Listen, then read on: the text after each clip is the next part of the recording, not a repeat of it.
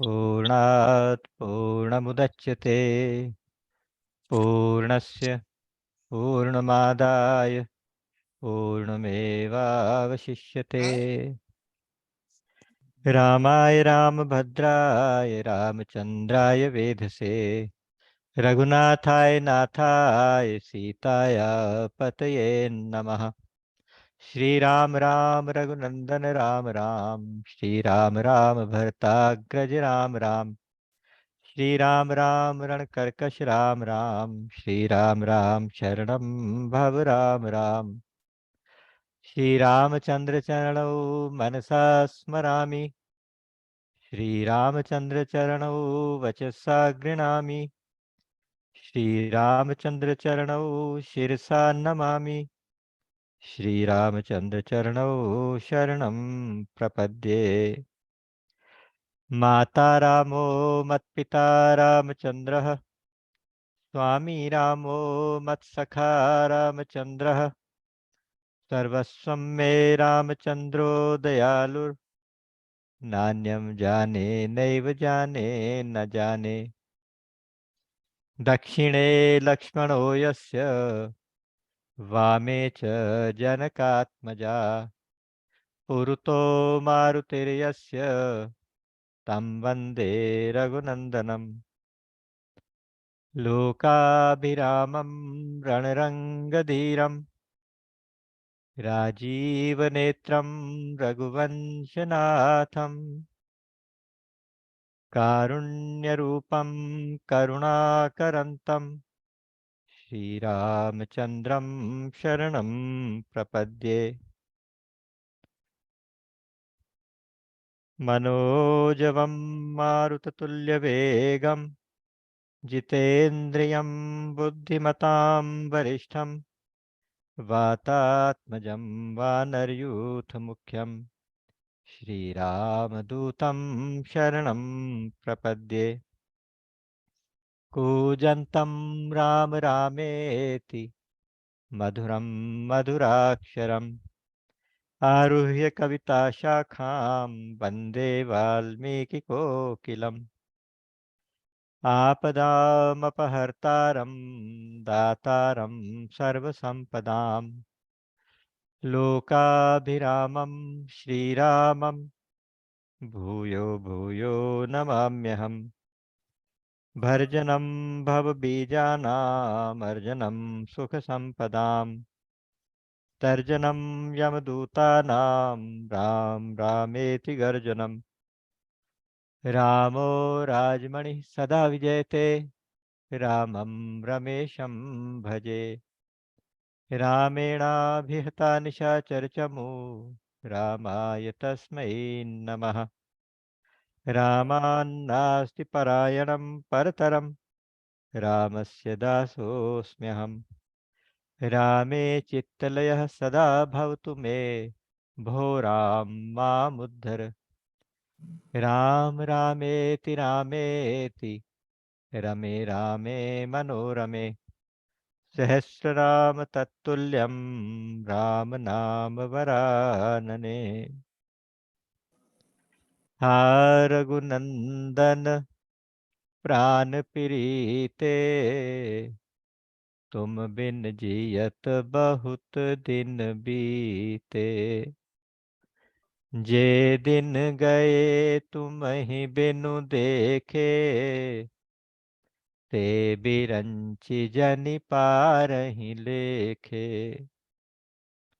कृपा बारिधर राम खरारी पाहि पाहि प्रणतार तिहारी। अतुलित बल अतुलित प्रभुताई मैं मति मंद जानि नहीं पाई। निज कृत कर्म जनित फल पायो अब प्रभु पाहि शरण तक आयो। असरन सरन बिरद संभारी मोहि जनि तजहु भगत हितकारी।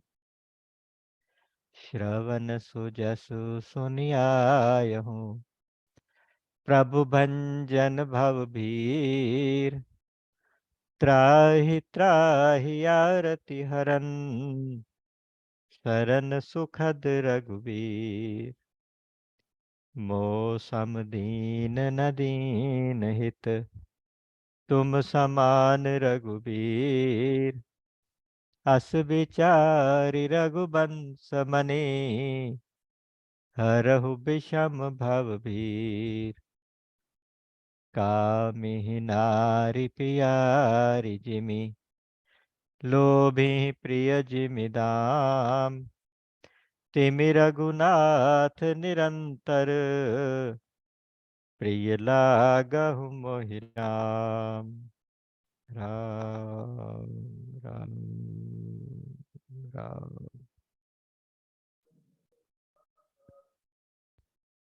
प्रभु की कृपा के कारण आज एक बार हम फिर से उपस्थित, तो उस कृपा के प्रति नतमस्तक होते हुए आपके हृदयों में बैठे हुए भगवान श्री सीताराम जी के चरणारविंदों में नमन करते हुए, कोटि कोटि बारंबार नमन करते हुए आप सबका हार्दिक अभिनंदन। श्री रामचरितमानस परिक्रमा के इस कार्यक्रम में किष्किंधा कांड पिछली बार संपूर्ण हुआ था और इस बार हमने सुंदरकांड में प्रवेश करना था। सुंदरकांड में ट्रेडिशनली किष्किंधा कांड का अंतिम दोहा भी साथ में पढ़ा जाता है। ये परंपरा कैसे शुरू हुई, कब हुई, ये मुझे नहीं मालूम, लेकिन सुंदरकांड सीधा चौपाई से शुरू होता है। मंगलाचरण के बाद कोई सोरठा कोई दोहा कुछ भी नहीं है, सीधे चौपाई से है। तो इसलिए एक सोरठा देखो, एक दोहा सोरठा पीछे लेके 29 से 30 नंबर तक, फिर उसके आगे सुंदरकांड कंटिन्यू किया जाता है। कारण जो भी हो, उससे इसका कनेक्शन तो है ही, क्योंकि जहाँ हम पढ़ रहे थे वहां लिखा था, बलि बांधत प्रभु बाड़ेऊ, सो तन बरनी न जाय। उभय घरी महदीनी, सात प्रदक्षिण धाय। समुद्र के किनारे सारे वानर खड़े हुए हैं, जो नल नील अंगद हनुमान जामवंत, इनका जो ग्रुप था, जो दक्षिण दिशा की ओर गया था, करते करते आज डेड एंड पे पहुंच गया। आगे तो सारा समुद्र ही समुद्र है। वहां रास्ता पता नहीं चल रहा था। संपाति जो जटायु के भाई हैं, उन्होंने देख के बताया था कि मैं देखूं तुम नाही, गीधहि दृष्टि अपार। बूढ़ भयो न तक करता कछुक सहाय तुम्हार। जो 100 योजन का सागर लांघ के जाएगा तो सामने समुद्र के पार त्रिकूट पर्वत के ऊपर एक लंका नगरी बसी है। वहां मैं देख पा रहा हूं कि सीता दुखी होके बैठी है, एक वाटिका में वृक्ष के नीचे बैठी है। इतने तक बता दिया था। 100 योजन कौन लांघेगा, सब अपने अपने सामर्थ्य बता रहे हैं। कोई कहता मैं तो बहुत बड़ी छलांग लगाऊं तो 10 योजन लगाऊं, कोई कहता 20, कोई कहता 30। 100 योजन तक कौन कूदे। तो अंगद ने कहा कि मैं 100 योजन कूद सकता हूँ, लेकिन वापसी में डाउट है, पता नहीं आ पाऊं या ना आ पाऊं, लेकिन जा तो सकूंगा 100 योजन। जामवंत भी बता रहे हैं, कहते हैं कि मैं पहले जवान था तो मुझ में भी बड़ी शक्ति थी, और जब राजा बलि, पाताल के जो राजा थे, जो जो उनको बहुत बड़े दानवीर थे, उनको बांधने के लिए, उनको शिक्षा देने के लिए भगवान ने वामन का अवतार लिया था। वामन मतलब बौना। भगवान छोटे से होके बौना बन के गए थे, एक ब्रह्मचारी का वेश धारण करके। एक हाथ में छोटी सी छतरी थी, एक हाथ में डंडा था, और जाके उससे वरदान मांगा था कि हमें 3 कदम पृथ्वी का दान दे दीजिए, और कदम भी मेरे अपने, मैं अपने आप जितना 3 कदम जितना चल पाऊंगा उतनी पृथ्वी चाहिए बस। तो बाली ने संकल्प कर लिया। तो वो कथा सबको पता है, डिटेल नहीं चाहिए। लेकिन अचानक भगवान कदम नापने के लिए बड़े हो गए और इतने विशाल हो गए कि ऊपर उनका नीचे से ऊपर तक दिखाई भी नहीं पूरे देते थे, इतने विशाल हो गए। उस समय की बात है, जामवंत जी कहते हैं कि जब बलि बांधत प्रभु बाड़े हो, तो उस समय मैंने 2 घड़ी के अंदर उनको दौड़ के साथ प्रदक्षिणा उनकी कर लगा ली थी। इतनी दूर तक मैं नॉन स्टॉप 7 प्रदक्षिणा दौड़ के की थी और 2 घड़ी में वापस आया था, इतनी स्पीड थी। लेकिन अब बूढ़ा हो गया हूँ, अब मेरी सामर्थ्य नहीं है, अब तो मैं कुछ कर नहीं पाऊंगा। और जामवंत ने कहा कि मैं 100 योजन जाऊंगा लेकिन वापस नहीं आ पाऊंगा। तो जामवंत जी ने जवाब दिया कि भाई हमें तुम्हारी सामर्थ्य के ऊपर कोई डाउट नहीं है, तुम वापस भी आ सकोगे, लेकिन तुम हमारे ग्रुप के लीडर हो, तुम्हें हम भेज नहीं सकते। पठिए कि मैं सब, तुम सब ही कर नायक। तब कहे रेचपति सुनो हनुमाना, का चुप साध रहे हो बलवाना। तब हनुमान जी चुप बैठे थे। हनुमान जी को जामवंत जी ने कहा कि अरे बलवान, तुम कैसे बैठे हो चुप करके। पवन तनय बल पवन समाना, तुम तो पवन के बेटे हो, पवन जैसा ही तुम्हारा वेग है, तो पवन जैसी तुम्हारी शक्ति है। बुद्धि विवेक विज्ञान निधाना, और कवन सो काज कठिन जग माही, जो नहीं होई तात तुम पाही, राम काज लगी तब अवतारा। उसने कहा तुम्हारा तो अवतार ही राम काज के लिए हुआ है। इस तरह से जब उसको मोटिवेट किया हनुमान जी को, तो हनुमान जी की सोई हुई शक्तियां एकदम से जाग गई। अब हनुमान जी की शक्तियां सोई हुई कहाँ थी? इसके बारे में कहते हैं कि बचपन से हनुमान जी के पास अपार शक्तियां थी। अपार शक्तियां, अपार का मतलब बस अतुलित। भगवान जी को कहते हैं, हनुमान जी को अतुलित बल धामम। ये अतुलित बल धाम और किसी को नहीं कहा गया। अतुलित बल अतुलित प्रभुताई भगवान के लिए कही गई है, लेकिन वो अतुलित बल वाले का धाम है। अतुलित बल वाले राम लखन सीता सहित हृदय बसहि सुरभूप। राम लक्ष्मण सीता जी वो जो अतुलित बल वाले हैं, वो इनके अंदर इनको अपना निवास बना के रहते हैं हनुमान जी को। तो इसलिए हनुमान जी अतुलित बलधाम है। बचपन में सूर्य को निगल गए थे, सब देवी देवता इकट्ठे हो गए थे, सबने ब्रह्मा जी ने मिलके सबने मिलके स्तुतियां की, उनको वरदान दिए। और इतने इतने वरदान दिए कि वो किसी के पास भी नहीं, इतने वरदान इतनी शक्तियां। पहले से ही इतनी शक्ति रही होगी जो जंप मार के समुद्र सूर्य तक पहुंच जाते थे, और उसके बाद तो और ज्यादा बढ़ गई। अब इतनी शक्तियों का पुंज आराम से बैठा हुआ, कुछ कह ही नहीं रहा कि मैं भी जा सकता हूँ कि नहीं जा सकता हूँ, जबकि आए काम करने के लिए हैं। तब बचपन में शरारती थे, कहीं से इधर से खेल खेल में पेड़ उखाड़ा कहीं पे डाल दिया, इधर से पहाड़ उठाया उधर रख दिया, ऐसे करते रहे होंगे। तो वहाँ जो तपस्वी मुनि थे उस एरिया में, उन लोगों ने कहा था कि जाओ तुम्हारी सारी शक्तियां तुम्हें भूल जाएंगी, तुम सारी शक्तियों को भूल जाओ। और जब तक तुम्हें कोई याद नहीं दिलाएगा राम काज के लिए तुम्हारी शक्तियों को, तब तक तुम्हारी शक्तियां जागृत नहीं होंगी। तब से सुप्त पड़ी थी। कुछ ऐसी परिस्थिति थी, आप कल्पना कीजिए कि हमारे अंदर कुंडलिनी शक्ति जो होती है ना, कुंडलिनी सुप्त अवस्था में रहती है। उसको जागृत करने के लिए कोई सदगुरु कोई आवाहन करे और उपदेश करे, साधना हो, फिर वो शक्ति ऊपर उठे।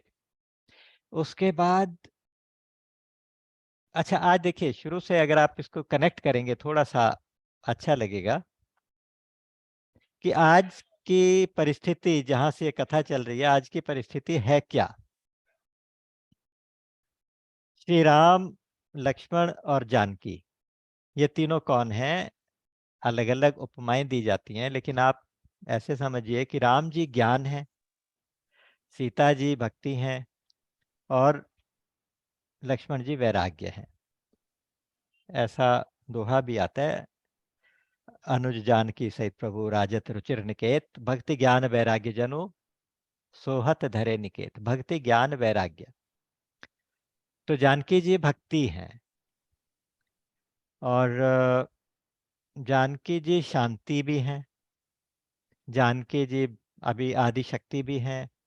तो ये भक्ति में सोने का हिरण देख के एक कामना उठी है, लोभ आया है, थोड़ा सा लोभ और थोड़ी सी कामना उठी है वहां से भक्ति के अंदर। जब भक्ति में कामना आई तो सबसे पहला काम क्या हुआ, वहां से ज्ञान दूर चला गया। राम उस हिरण के पीछे भक्ति के कहने से चले गए, हिरण के साथ साथ ज्ञान आश्रम से निकल गया।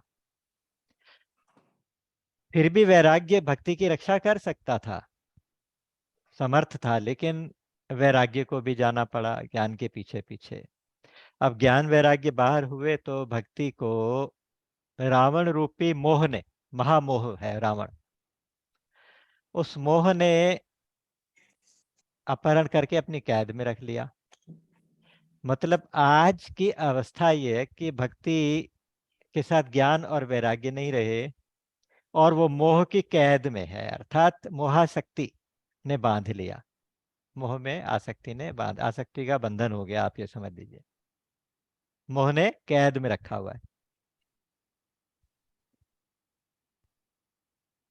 और हालत क्या हो गई है कि अब भक्ति बिल्कुल क्षीण हो गई है और बहुत दीन हो गई है। आगे जाके चौपाइयां आएंगी, आप देखिएगा बहुत अच्छा लगेगा कि कृष्ण तनु शीस जटा इक बेनी, जपत हृदय रघुपति गुण श्रेणी। कृष्ण तनु, तन बिल्कुल कृश हो गया, कमजोर हो गया, एक जटाओं की एक वेणी बन गई है और राम का स्मरण तो कर रही हैं लेकिन कमजोर हो गई हैं और दीन हो गई हैं। निज पद नैन दिए मन राम पद कमल लीन, परम दुखी भा पवन सुत देखी जानकी दीन। तो भक्ति आज बहुत दीन अवस्था में, बहुत क्षीण कमजोर अवस्था में है। अब वहां उस भक्ति को ज्ञान और वैराग्य से कौन मिलाए, केवल वही मिला सकता है जो परम वैराग्य हो, विचार के शिखर तक चढ़े और वहां से छलांग लगा के देहाभिमान के सागर को लांघ जाए। ये सागर क्या है, देहाभिमान। देहाभिमान का मतलब क्या होता है, अहंकार विमूढ़ात्मा करता हम इति मन्यते, मैं ये शरीर हूं, मैं करता हूं, जहां ये मैंपन होता है ना, उसको कहते हैं देहाभिमान। अपने आप को शरीर की पहचान से हम समझ, अपनी पहचान को शरीर से पहचानते हैं कि मेरी पहचान क्या है, ये शरीर मेरी पहचान। तो उसको हम कहते हैं देहाभिमान। ये बहुत बड़ा सागर है जिसमें अज्ञान का जल भरा हुआ है, इसको लांघ के जाना है। परम वैराग्य ने देहाभिमान को क्रॉस करना है। क्रॉस करने के लिए जो बड़ी छलांग चाहिए, उसके लिए विचार के शिखर तक पहुंचना है, ज्ञान के शिखर तक। अभी देखिएगा 3 तरह के पर्वत आते हैं, तो ये विचार के पर्वत पे खड़े होके वहां से छलांग लगाएंगे और जो शरीर रूपी लंका है, इसमें से सीता जी का पता लगाएंगे, भक्ति का पता लगाएंगे और वहां जाके फिर जो अज्ञान की लंका है, आप ये कह लीजिए अज्ञान रूपिणी लंका, उसको ज्ञान की अग्नि से भस्म करेंगे। और वो जलाने की शक्ति कहाँ से आएगी, वो आदि शक्ति माँ जानकी जी से शक्ति मिलेगी। माँ आशीर्वाद देंगी, अजर अमर गुण निधि सुत होहु, करहु बहुत रघुनायक छोहु। ऐसे आशीर्वाद मिलेंगे माँ के, उस महामाया महाशक्ति के आशीर्वाद से। उनकी विरह रूपी अग्नि, उनकी विरह रूपी अग्नि क्या है कि वो भी एक माँ का एक मूल प्रकृति का एक शक्ति है। वो विरह भी उनकी एक शक्ति है। उस शक्ति का थोड़ा सा प्रसाद लेके जाके वो सारी लंका को भस्म करेंगे। तो इस शक्ति से, ज्ञान की शक्ति से अज्ञान की लंका को भस्म भी करेंगे। उल्लंघ्य सिंधोः सलिलं सलीलं यह शोक वह्निं जनकात्मजाया आदाय तेनैव ददाह लंकां नमामि तं प्राञ्जलिरांजनेयम्। हनुमान जी की स्तुति करते हैं तो हम इस बात को याद करते हैं। हमें देखते हैं कि उल्लंघ्य सिंधोः सलिलम सलीलम, ऐसे खेल खेल में, लीला में पूरे इतने बड़े समुद्र को लांघ कर वहां से जानकी जी की शोक रूपी अग्नि को लाकर लंका को जला दिया। ऐसे अंजनी सुत हनुमान जी को हम प्रणाम करते हैं। तो ये अंजनी सुत हनुमान जी की एक ये भी प्रार्थना होती है। इतनी शक्ति जब जागृत हुई तो हनुमान जी जब सोई हुई कुंडलिनी जागी, जब शक्ति जागी, हनुमान जी पर्वताकार हो गए। एकदम ऐसा लगे जैसे सोने का पहाड़ सामने आ गया, इतना बड़ा स्वर्ण रूप, हेम शैलाभ देहम, स्वर्ण रूप पहाड़ के रूप में आके कनक भूधराकार शरीरा, कनक बरन तन तेज विराजा, मानो अपर गिरिन कर राजा। अब वो शक्ति अंदर संभल नहीं रही। वो कह रहे हैं कि मैं अभी जाऊं और 1 सेकंड में छलांग लगा के दूसरी तरफ जाऊं, वहां से अगर कहो तो पूरे त्रिकूट पर्वत को उखाड़ के ले आऊं। ला सकते थे, कोई बड़ी बात नहीं है। त्रिकूट पर्वत को उखाड़ के ले आऊं और लंका उनका क्या, रावण या जितने भी लोग हैं सबको मार मूर के सब बराबर करके आ जाऊंगा और जानकी जी को लेके आ जाऊंगा। बस मुझे बताओ मुझे करना क्या है। इतनी शक्ति के बाद भी हनुमान जी के अंदर बहुत ही विनम्रता है, बहुत ही विनम्रता के साथ अनुशासन है। और यह कि जो हमारे ग्रुप के सबसे बड़े बुजुर्ग हैं उनसे पूछ के जाना चाहिए कि बताओ मैं क्या करूं। जामवंत जी से पूछा है कि जामवंत मैं बूझूं तो ही उचित सिखावन दीजहु मोहि, मुझे उचित शिक्षा दीजिए कि मुझे क्या करना है। तो जामवंत जी ने कहा कि तुमने करना कुछ नहीं, इतना करो तात तुम जाई, सीते ही देख कहू सुधि आई। तुम सिर्फ इतना करो कि सीता जी को देखो, दर्शन करो और आके उनका समाचार यहाँ राम जी को सुनाएंगे। फिर राम जी कपि सेन संग संगारि निश्चय राम सीता यानी है, त्रैलोक पावन सुजस सुरमणि नारद आदि बखानी है। खेल खेल में राम जी क्या करेंगे, एक ऐसा कौतुक करेंगे कि कपियों की सेना को लेकर जाएंगे और वहां से सीता जी को वापस लेकर आएंगे। और उनके इस यश को फिर नारद आदि बड़े बड़े ऋषि मुनि, बड़े बड़े तपस्वी, बड़े बड़े भक्त गुणगान किया करेंगे। जो सुनत गावत कहत समुझत परम पद नर पावई। परम पद मतलब मोक्ष। तो इस वो जो कथा रहेगी भगवान की, उस कथा को जो सुनेगा। अच्छा आपको एक बात बताऊं बड़ी अच्छी, कि जो श्री राम कथा है इसमें श्रवण की सबसे ज्यादा महिमा है। श्रवण की महिमा सबसे ज्यादा।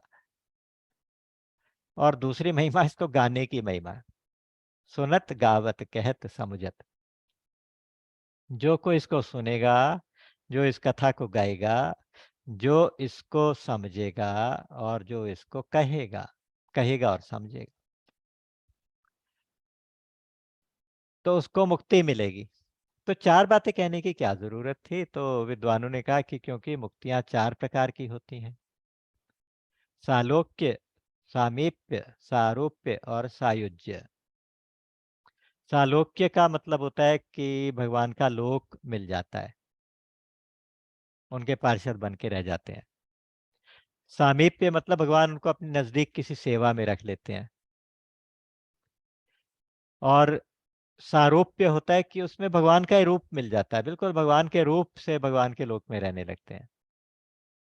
एक सायुज्य होती है जो भगवान में लीन हो जाते हैं। तो 4 प्रकार की भक्ति है, 4 प्रकार की चीजें कथा के साथ जुड़ी हुई हैं: सुनत गावत कहत समुझत।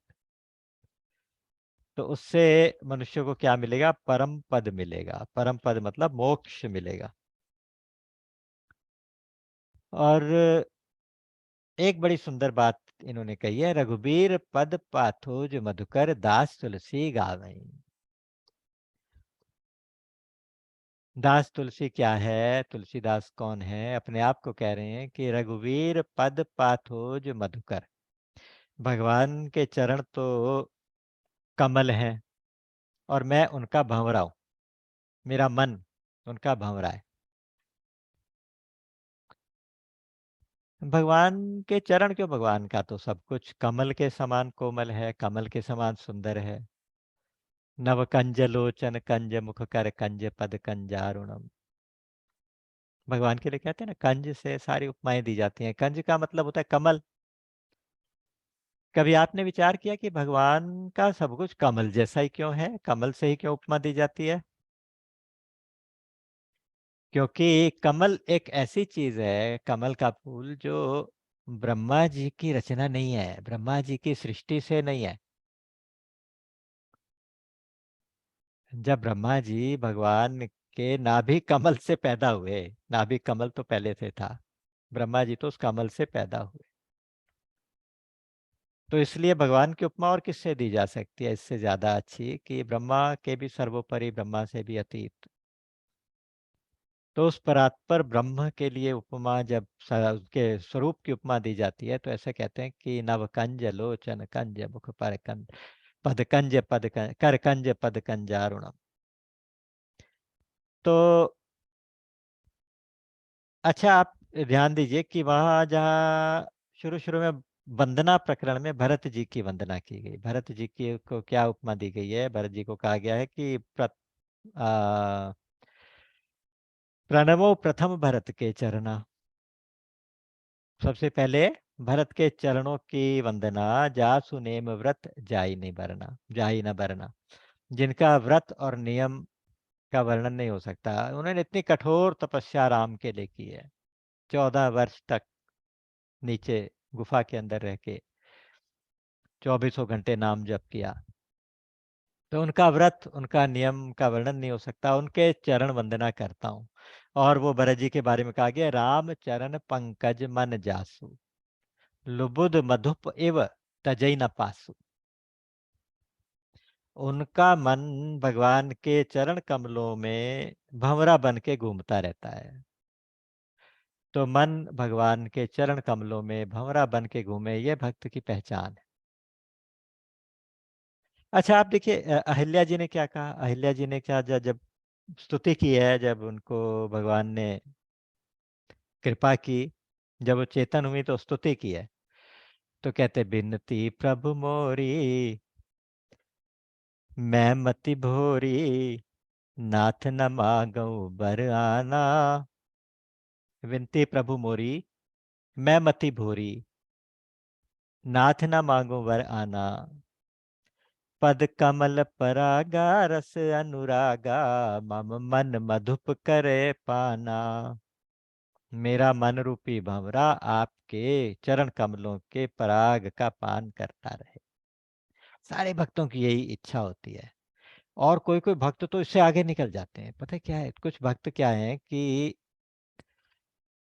भक्तों का मन भंवरा हो जाता है उसमें, भक्तों का मन कमल हो जाता है और उसमें भंवरा बन के राम जी डोलते हैं। भक्त की इच्छा यह है कि मैं भंवरा बन के भगवान राम के चरण कमलों को के का रस पीऊं। शरभंग जी भी क्या कह रहे थे, देखी राम पद पंकज, मुनिबर लोचन भृंग। उन्होंने अपने नेत्रों को भंवरा बना लिया, और भगवान राम का मुख जो है वो कमल है, उस कमल का रस का पान कर रहे हैं।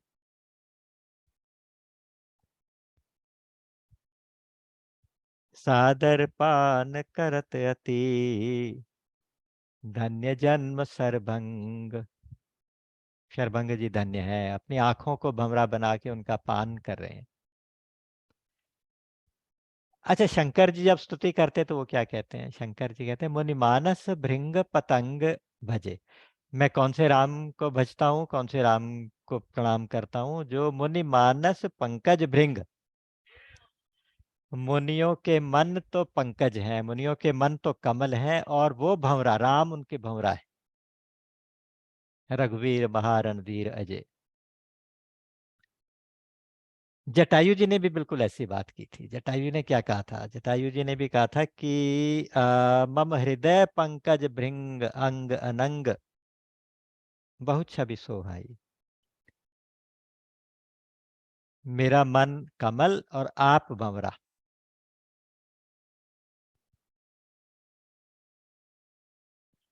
तो ये कमल और भंवरे का जो आपस का ये रिश्ता है ना,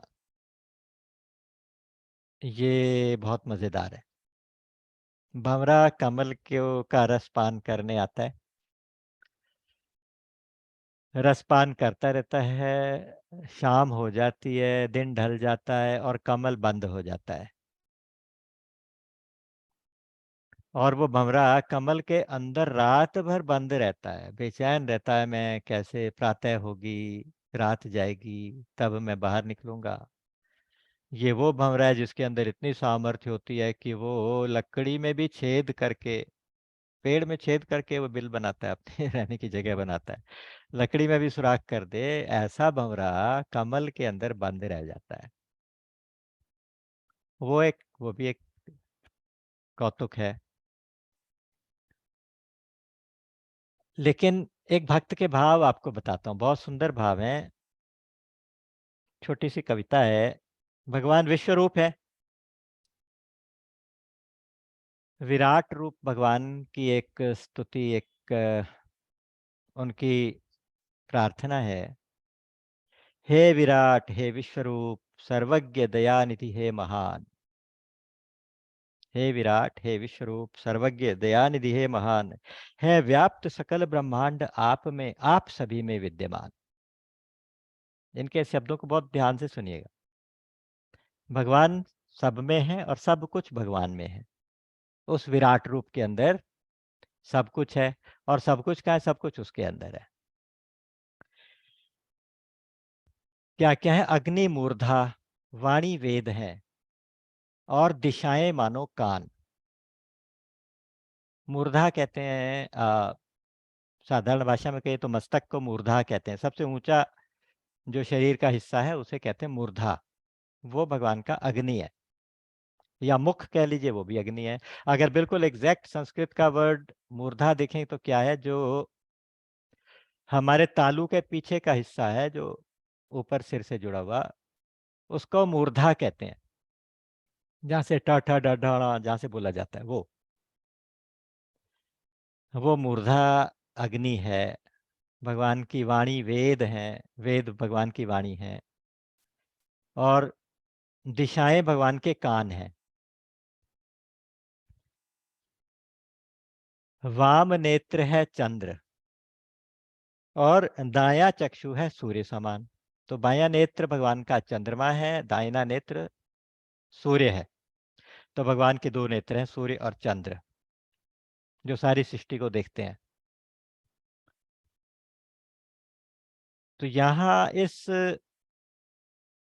स्तुति को, इस विराट रूप का ध्यान करते करते भक्त के मन में क्या बात आती है, देखिए। वो कहता है कि मेरा मन है भ्रमर प्रभु जी, फिरता वन वन, फूल फूल और कली कली में, करने को मकरंद पान। हम कौन से दूसरे फूलों में घूम रहे हैं, जगह जगह भंवरे की तरह से हमारा मन भागता फिरता है। कौन कौन से धन दौलत प्रिय बंधु मित्र और सुविधा के साजो सामान, इन पुष्पों पर मंडराया, इन पुष्पों पर मंडराया, लेकिन रस पीकर तृप्त न हो पाया, और रहा न निज स्वरूप का भान। हे सर्वज्ञ, हे विश्वरूप, हे सर्वज्ञ दयानिधि, हे महान। तो फिर क्या करे भगवान? यहां से देखिए, भाव देखिएगा।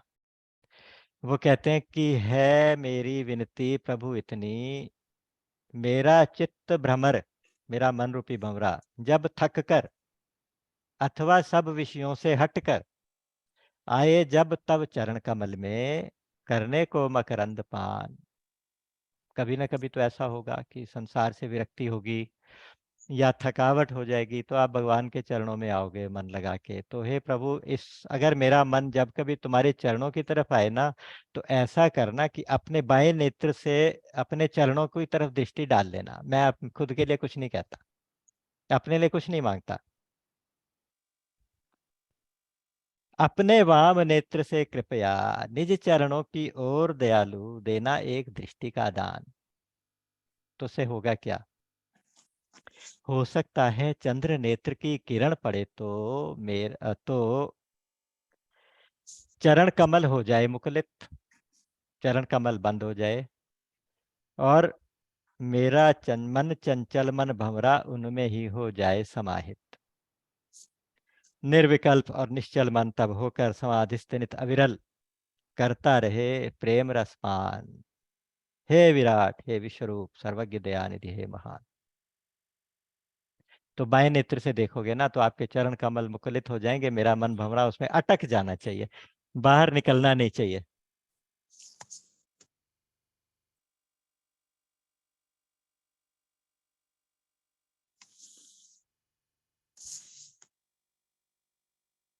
दूसरी बात, अंधकार है इस जीवन में, बहुत अंधेरा है।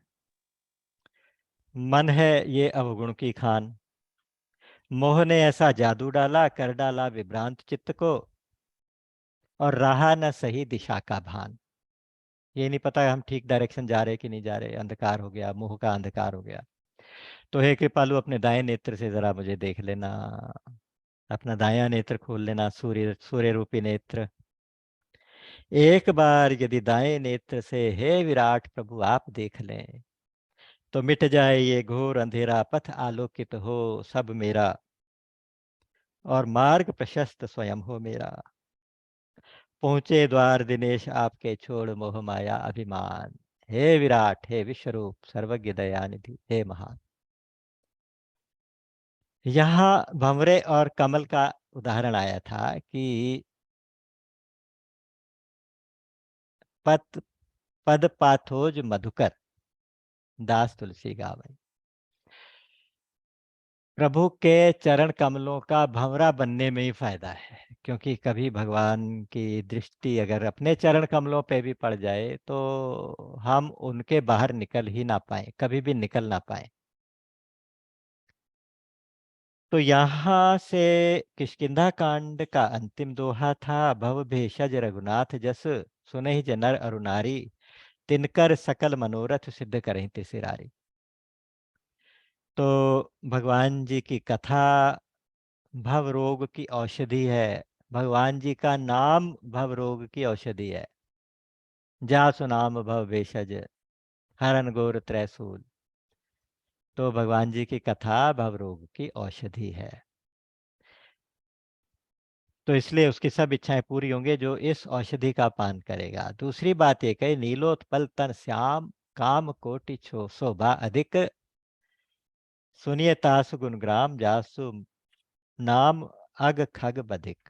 भगवान का नाम पाप रूपी पक्षी का वधिक है, वध करने वाला, पाप रूपी पक्षी के लिए शिकारी है। तो पाप रह नहीं सकते जब भगवान का नाम लिया जाए, तो इसलिए भगवान का नाम लो। यहाँ से फिर हमारा सुंदरकांड प्रारंभ होता है। शुरू में मंगलाचरण है। ओम शांतम शाश्वतम अप्रमेयमनघम, निर्वाण शांति प्रदम, ब्रह्मा शंभु फणीन्द्र सेव्यमनिशं, वेदांत वेद्यम विभुम, रामाख्यम जगदीश्वरम सुरगुरुम, माया मनुष्यम हरिम, वंदेहम वंदेहम करुणाकरम रघुवरम भूपाल चूड़ामणिम। भगवान राम की स्तुति है। शांतम, भगवान राम क्या है? भगवान राम खुद शांति स्वरूप है, शांत है। शांति की खोज हो रही है यहाँ सीता जी की। भगवान तो वैसे स्वयं सिद्ध शांत हैं।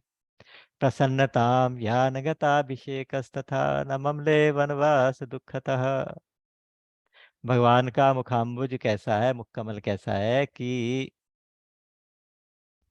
जब उनको राज्य देने की घोषणा की गई, युवराज बनाने की, तो कोई चेहरे पे बहुत ज्यादा प्रसन्नता नहीं दिखाई दी। जैसे सम थे वैसे सम बैठे, और बिना किसी कारण के देश निकाला दे दिया, बिना किसी कारण के फैसला पलटा गया, तो उनके चेहरे पे चिंता की कोई रेखा ही नहीं है, उदासी की रेखा ही नहीं। प्रसन्नताम यान गताभिषेकस्तथा, वो कितने शांत रहे होंगे, कैसे सम रहे होंगे।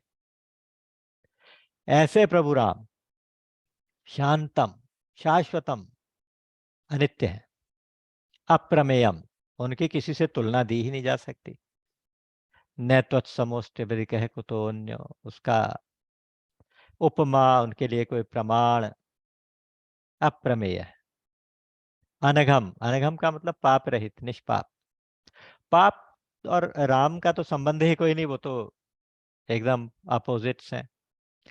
बल्कि भगवान राम के सन्मुख कोई हो जाए एक बार, तो उसके सारे कोटि कोटि जन्मों के पाप नष्ट हो जाएं। तो अनघम तो अपने आप हैं ही वो। और निर्वाण शांति प्रदम, मोक्ष देने वाले, और शांत तो हैं ही, शांति देने वाले भी हैं। फिर कहते हैं ब्रह्मा शंभु फणींद्र सेव्यम, ब्रह्मा जी के सेव्य हैं। शंभु के यानी भगवान शिव के भी सेव्य हैं, भगवान शिव जी भी सेवा करते हैं, भगवान ब्रह्मा जी भी सेवा करते हैं, और शेष जी भी सेवा करते हैं। आप ध्यान दीजिए, ब्रह्मा जी का अवतार कौन? जामवंत जी। जामवंत के रूप में ब्रह्मा जी सेवा कर रहे हैं। शंभु का अवतार, रुद्रावतार कौन? हनुमान जी, वो भी सेवा कर रहे हैं। और फणींद्र का अवतार कौन? हमारे भैया लखन जी, तो लक्ष्मण जी, वो भी सेवा कर रहे हैं। तो इन तीनों के द्वारा सेवित ब्रह्मा शंभु फणींद्र सेव्यम अनिशम वेदांत वेद्यम विभुम, पूरे वेदांत से, वेदों के जो अंत हो जाए जहां तक, वहां तक जानने योग्य अगर कोई तत्व है, तो वेत्तासि वेद्यम च परम च धाम त्वया ततम विश्वमनंत, वही परमात्मा ही केवल वेद्य है, परमात्मा ही जानने योग्य है। तो रामाख्यम जगदीश्वरम सुरगुरुम, राम के नाम से जाने जाते हैं, जगदीश्वर हैं, सुरगुरु, सबके देवताओं से सबसे श्रेष्ठ हैं। माया मनुष्यम, माया रूपी मनुष्य बन के आए हुए हैं, माया से अपना मनुष्य रूप, माया मानुष रूपिणु सुरवरु सुधर्म सधर्म, पीछे उसमें आया था हमारे किष्किंधा कांड, माया मानुष रूपिणु। तो माया मनुष्यम हरिम, स्वयं भगवान हरि हैं वो। वंदे हम करुणाकरम रघुवरम भूपाल चूड़ामणि, भूपाल चूड़ामणि, राजाओं के चूड़ामणि हैं तो बनवास, लेकिन राजाओं के राजाधिराज हैं।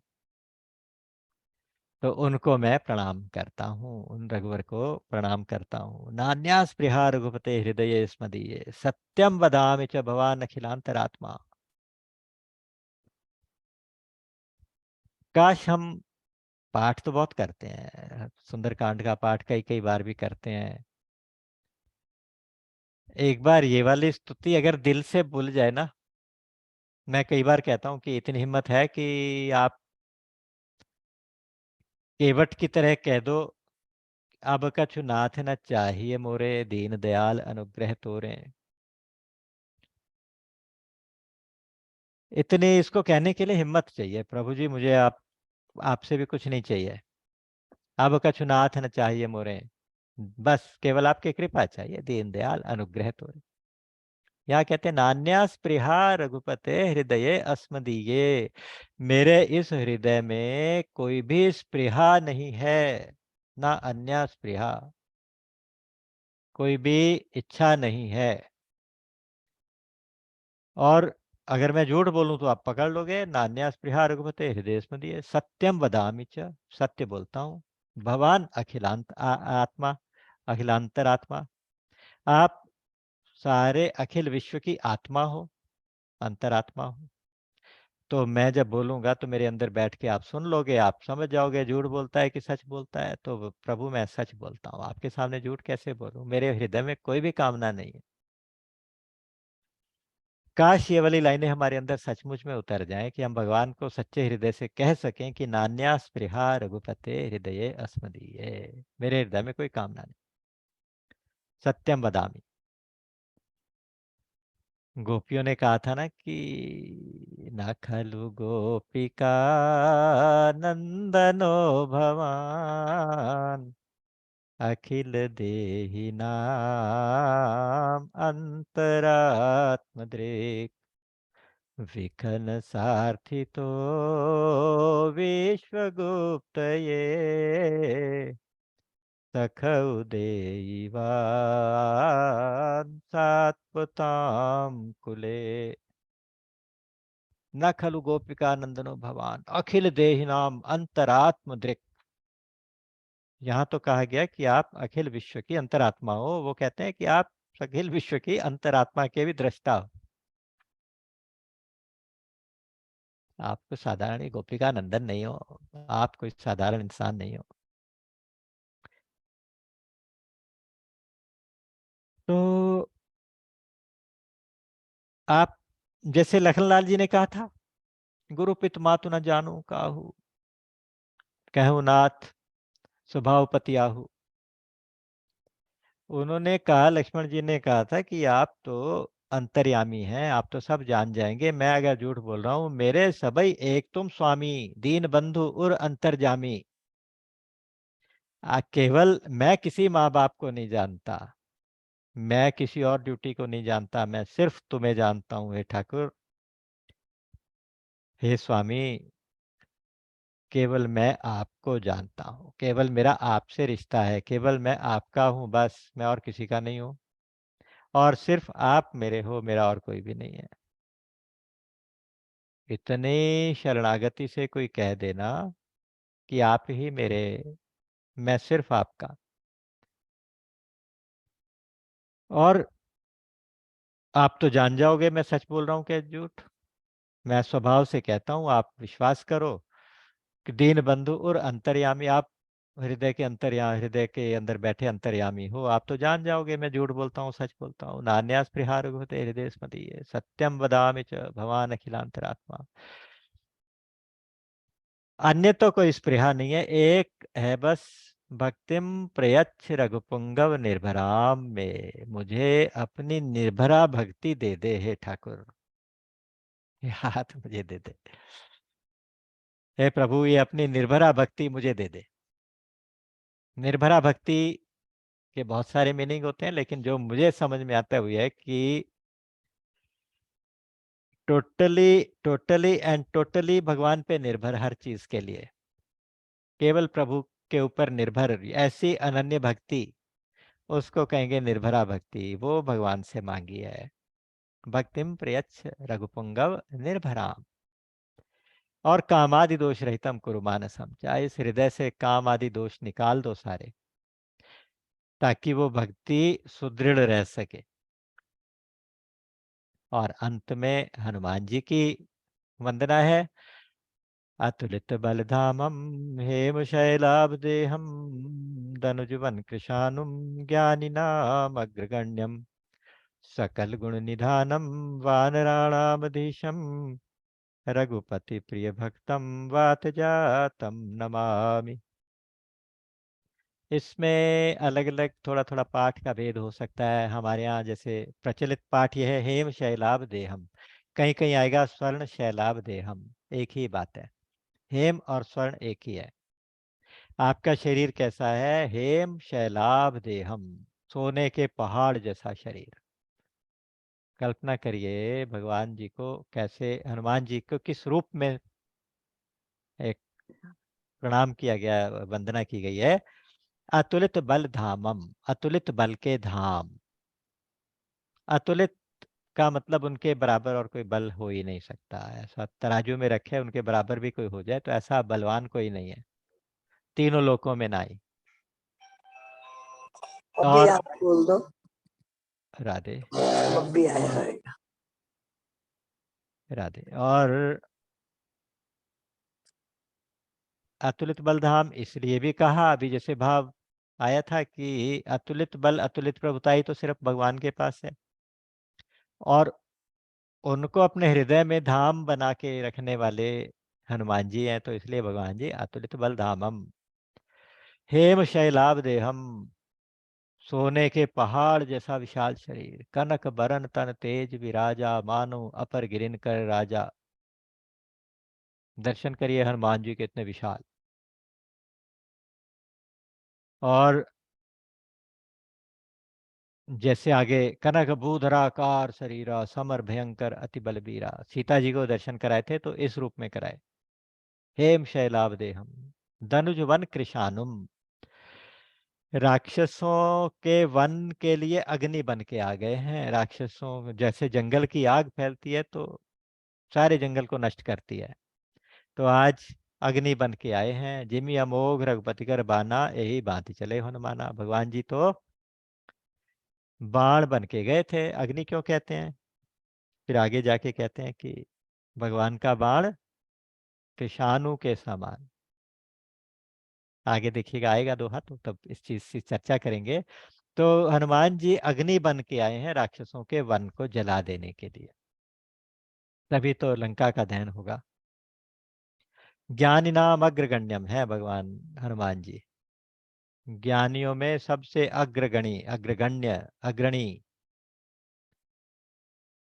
उनसे बड़ा ज्ञानी भी कोई नहीं, उनसे बड़ा भक्त भी कोई नहीं, उनसे बड़ा संगीतज्ञ भी कोई नहीं, उनसे बड़ा साइंटिस्ट भी कोई नहीं, उनसे बड़ा बलवान भी कोई नहीं, उनसे बड़ा कोई भी नहीं। दुनिया में देव हजारों हैं हजारों देव है, हनुमान सा तो कोई नहीं दिखाई देता। तो हनुमान जी की शरण होना चाहिए। हनुमान जी कहते हैं कि अगर आपकी कोई कामना है तो आप मेरे राम को परेशान मत करो। बहुत राज की बात मुझे एक संत ने बताई थी। हनुमान जी कभी नहीं चाहते कि आप राम जी से कुछ मांगो। हनुमान जी कहते हैं कि अगर कुछ संसार चाहिए, कोई भी चीज, कोई प्रॉब्लम है, तो आप मेरे से कहो। और शर्त सिर्फ इतनी है कि मैं आपकी हर इच्छा पूरी करता रहूंगा, आप केवल राम के बन के रहो। अपने अपनी शरण में नहीं वो आने को कहते। कहते मेरे से जितने काम है वो बताते रहो, मैं तुम्हारे करता रहूं। तो मुझे एक संत ने बताया था, मेरे संत ने बताया कि बेटा अगर कोई कामना हो तो हनुमान जी के पास जाओ, हनुमान जी को प्रणाम करो सच्चे हृदय से। दो विशेषण ऐसे हैं, दो नाम ऐसे हैं, आप नोट करिएगा। मैं एक रहस्य की बात आज तक मैंने नहीं की, खोल के बता रहा हूँ। राम सेवक, रामदूत, ये दो विशेषण ऐसे हैं भगवान के। हनुमान जी के दो नाम ऐसे हैं कि आप हनुमान जी को कहिए कि हे राम सेवक, हे रामदूत, मैं राम जी की भक्ति करना चाहता हूँ, लेकिन मेरे साथ ये समस्या आ गई है। अब आप जो ठीक समझो करो। इतना कह दो और बस हनुमान जी के आगे बैठ जाओ। तो हनुमान जी कहते हैं कि मैं मेरे जितने भी सकाम भक्त हैं भगवान के पास जाएं, ठीक है, लेकिन भगवान मेरे राम जी को बॉदर मत करो। तो हनुमान जी सब कुछ करने में समर्थ हैं, सब कुछ देने में समर्थ हैं। और मजेदार बात क्या है कि आपका इष्ट कोई भी हो, वो आपके इष्ट में आपकी श्रद्धा को बढ़ाते हैं। और किसी देवता के पास जाएं तो वो ज्यादा से ज्यादा अपना लोक दे देगा। हनुमान जी का अपना कोई लोक नहीं है, वो अपने किसी लोक में किसी को नहीं ले जाते। वो सीधा सीधा राम मिलाए राजपद देना, संसार भी देंगे और राम से भी मिला देंगे। तो वो आपके इष्ट की तरफ आपको, मतलब अगर भगवान हनुमान जी की आप उपासना करते हैं तो आपकी अनन्यता में, आपके इष्ट की अनन्यता में कोई प्रभाव नहीं पड़ता। तो आपके इष्ट आपके रहे, उन्हें कोई फर्क नहीं पड़ता। हनुमान जी कहते हैं कि कोई प्रॉब्लम है तो मेरे पास आओ और अपने इष्ट की उपासना करो, लेकिन ज्यादा से ज्यादा भजन करो। तो भजन में अगर बाधा कर रही है कोई सांसारिक दिक्कत तो मुझे बताओ, मैं सब ठीक कर दूंगा। ये हनुमान जी का वायदा है। तो इसलिए आप, ये संत की वाणी है तो मुझे याद आ गई प्रभु प्रेरणा से। तो आप याद रखिए इस चीज को, जाके गति है हनुमान की, ताकि पैज पूजी आई, रेखा कुलिश पशान। संत गोस्वामी तुलसीदास जी ने लिख दिया, जाके गति है हनुमान की, ताकि पैज पूजी आई, ये रेखा कुलिश पशान की। अघटित घटन सुघट विघटन, ऐसी बिरुदावली नहीं आन की। कोई अघटित कोई असंभव भी संभव हो जाए, और अगर कोई बहुत बड़ी समस्या आपके ऊपर आ गई तो वो विघटन उसका विघटन हो जाए। अघटित घटन, विघट विघटन, ऐसी विरुद्धावली नहीं आन की, और किसी देवता की ऐसी विरुद्धावली नहीं है। सुमिरत संकट सोच विमोचन, मूर्ति मोद निधान की, तापर सानुकूल गिरजा हर लखन राम अरुजान की, तुलसी कपि की कृपा बिलोकनी, खानी सकल कल्याण की, जाके गति है हनुमान की। हनुमान जी की ये उपासना है। तो ये अतुलित बल के धाम, हेम शैलाभ देहम, धनुजवन कृशानुम, ज्ञानिनाम अग्रगण्यम, सकल गुण निधानम, अजर अमर गुण निधि सुत हो। माँ जानकी का भी आशीर्वाद है। बुद्धि विवेक विज्ञान निधाना, तो ज्ञान के सागर हैं। जय हनुमान ज्ञान गुण सागर। तो ज्ञानिनाम अग्रगण्यम, सकल गुण निधानम, वानराणाम अधीशम, वानरों के अधीश्वर हैं, वानरों के स्वामी हैं। रघुपति प्रिय भक्तम, कहीं कहीं आपको इसका मिलेगा रघुपति वर दूतम, ये भी पाठ आता है, तो कोई भी बोलिए तो एक ही बात है, रघुपति प्रिय भक्तम। तो मम प्रिय भरत सम भाई, भगवान ने तो हृदय से लगाया था इनको, अपना सबसे प्रिय भक्त प्रिय भाई बनाया था। कहते आज से तुम मेरे दोस्त नहीं मेरे भाई हो, आज से तुम मेरे सेवक नहीं मेरे भाई हो, और मैं तुमसे कभी उर्ण ही नहीं हो सकता, तात मैं तुमसे कभी उर्ण नहीं हो पाऊंगा। ऐसे वात जातम, ऐसे पवन पुत्र को हम वंदना करते हैं, नमन करते हैं। इसमें 8 विशेषण हैं, 1 2 3 4 5 6 7 8। ये श्लोक हनुमान नाष्टक भी कहलाता है। हनुमान जी के 8 नामों से हनुमान जी की वंदना। और अब इसके आगे की कथा शुरू। जामवंत के बचन सुहाए, सुनि हनुमंत हृदय अति भाए, तब लगी मोहि परखेउ तुम भाई, सही दुख कंद मूल फल खाई, जब लगी आवऊं सीत ही देखी, होई काज मोहि हरस विशेषी। तो अब जामवंत ने जब ये कहा कि कपिसेन संग संगारे निश्चय राम सीतयान है, जब इस तरह की बात उन्होंने कही कि भाई भगवान राम कपियों की सेना लेके जाएंगे, ऐसे ऐसे होगा फिर ऐसे होगा, तो ये वचन हनुमान जी को बहुत सुंदर लगे, बहुत अच्छे लगे, और हनुमान जी के हृदय को बहुत अच्छे लगे। तब उन्होंने कहा कि भाई आप ऐसा करना, आप सब लोग जहाँ तकलीफें सह के कंदमूल फल खा के जैसे तैसे अपने प्राणों को बचाए रखना, और मेरी इंतजार करना। कोई टाइम लिमिट नहीं बताई, जैसे सुग्रीव ने बाली ने सुग्रीव से कहा था 15 दिन वेट करना, नहीं तो मैं नहीं आया तो चले जाना। कोई टाइम लिमिट नहीं बताई, उन्होंने कहा कि बस जब लगी आऊं सीता ही देखी, जब तक मैं सीता को देख के वापस ना आऊं तब तक यहीं बैठे रहना। इसका मतलब इतना कॉन्फिडेंस है जाके काम करके वापस आने का। और कह भी रहे हैं कि हुई ही काज में हरस विशेषी, मेरे हृदय में एक विशेष प्रकार का हर्ष हो रहा है, विशेष प्रकार की खुशी पैदा हो रही है, और ये इस बात का प्रमाण है कि काम पूरा होगा। यहाँ बहुत बड़ी साइंस है, बहुत बड़ा विज्ञान है यहाँ पे, इस सूत्र को याद रखिएगा। एक रोंडा बर्न की बुक है secret, the law of secret. वो सीक्रेट का लॉ ये कहता है कि अगर आप कोई चीज, कोई काम करना या कोई चीज पाना चाहते हैं, है ना, वो तो सांसारिक लेवल पे बात करते हैं, आप आध्यात्मिक भी समझ सकते हैं इसको। आप कुछ भी पाना चाहते हैं तो कल्पना करिए कि वो आपको मिल गया सबसे पहले, और उसके बाद उसके मिलने से आपके अंदर जो भावना जागृत होती है, जो खुशी जागृत होती है, उसको अभी महसूस करिए।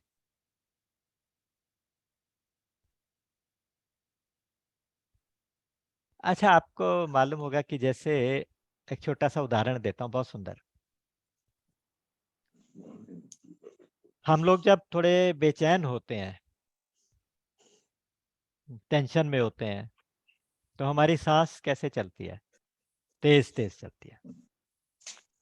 और जब हम बहुत कंसंट्रेशन में होते हैं, बहुत शांत होते हैं, तो हमारी सांस इतनी धीरे चलती है, स्लो चलती है बिल्कुल, कि पता ही नहीं चलता,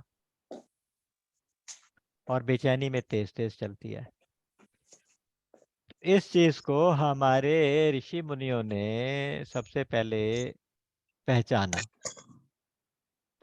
और उन्होंने जो जो साइंटिस्ट आज बातें नोट कर रहे हैं, वो हमारे ऋषि मुनियों ने, मनीषियों ने सबसे पहले बताई और उसको प्रैक्टिकल करके दिखाया। उन्होंने कहा कि जैसे बेचैन होने से सांस तेज होती है, शांत होने से सांस स्लो होती है, तो हम अगर अपनी मर्जी से उस सांस को स्लो कर दें तो मन शांत हो जाएगा। तो वहां से प्राणायाम का की जानकारी आई, तो वहां से प्राणायाम का जन्म हुआ, एक तरह से आप समझिए, उस सिद्धांत के साथ कि अगर हम शांत होना चाहते हैं तो हम सांसों की गति को स्लो करते हैं, कंट्रोल करते हैं, सांसों को कंट्रोल करते हैं, तो मन शांत होता जाता है, कंसंट्रेट करते जाते हैं, ध्यान लगता जाता है। उसी तरह से अगर आप किसी काम को करने के लिए जाए, यहाँ ये सूत्र लगेगा कि हम किसी भी काम को करने के लिए जाएं तो मन में वो खुशी पैदा करें कि जो उस काम को पूरा करने से, सफलता मिलने से खुशी मिलेगी, वो अभी इसी समय अनुभव करें। जब हम खुशी खुशी किसी काम को शुरू करेंगे तो उसका रिजल्ट अनुकूल होगा, और अगर हम उदास होकर, टेंस होकर किसी काम को शुरू करेंगे तो उसका अनुकूल नहीं होगा। मान लीजिए किसी कार्य के करने में सफलता मिली और आपको खुशी हुई, अगर वो खुशी से काम करेंगे तो सफलता मिलेगी, वैसी वर्षा। तो उसी तरह से आज हनुमान जी कह रहे हैं कि होई ही काच मई हरस विशेषी, मुझे हृदय में बहुत खुशी है, तो इसका मतलब काम होगा। इसको आप एक लक्षण के रूप में भी देख सकते हैं। कहते हैं इस बात का लक्षण है, इस बात का प्रमाण है कि काम होगा, क्योंकि मेरे मन में खुशी हो रही है।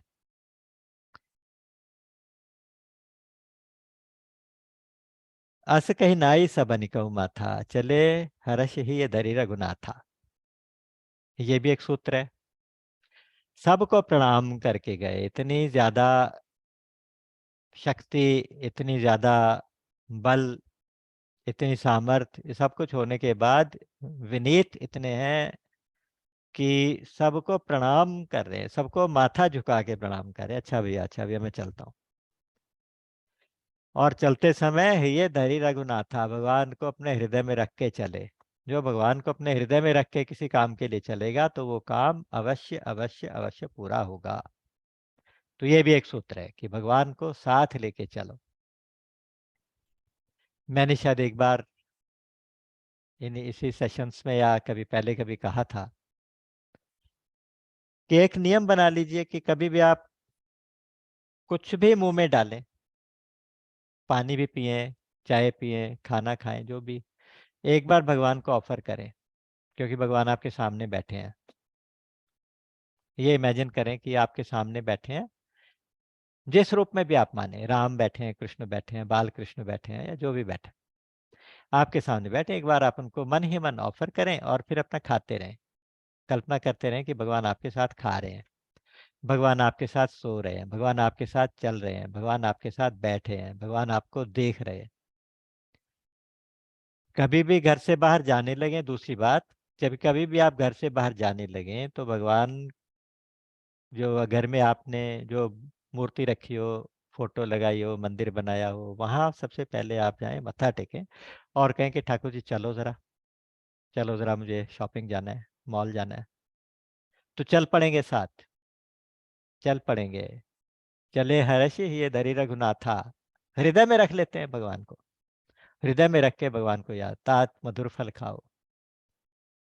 आगे जाके जानकी जी कहेंगी कि रघुपति चरण हृदय धरी तात मधुर फल खाओ, हृदय धरी तात मधुर फल खाओ।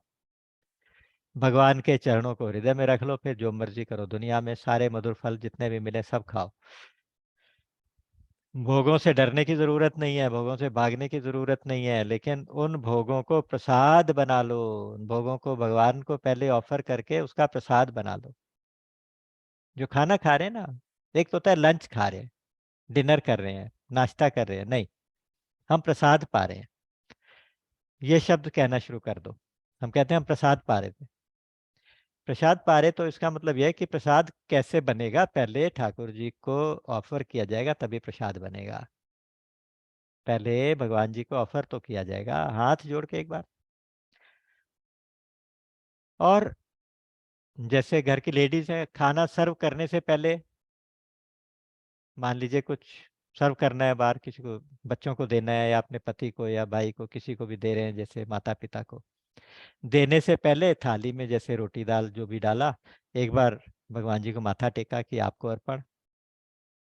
तो भगवान को हर काम समर्पित करके चलें, तो भगवान को अपने साथ लेके चलें। ये दो सूत्र ऐसे हैं जो एक तरह उससे फिर निर्भरा भक्ति आ जाती है, उससे अविरल भक्ति आ जाती है। अविरल भक्ति व्रत सत्संग का सब ने यही मांगा, अविरल भक्ति मांगी।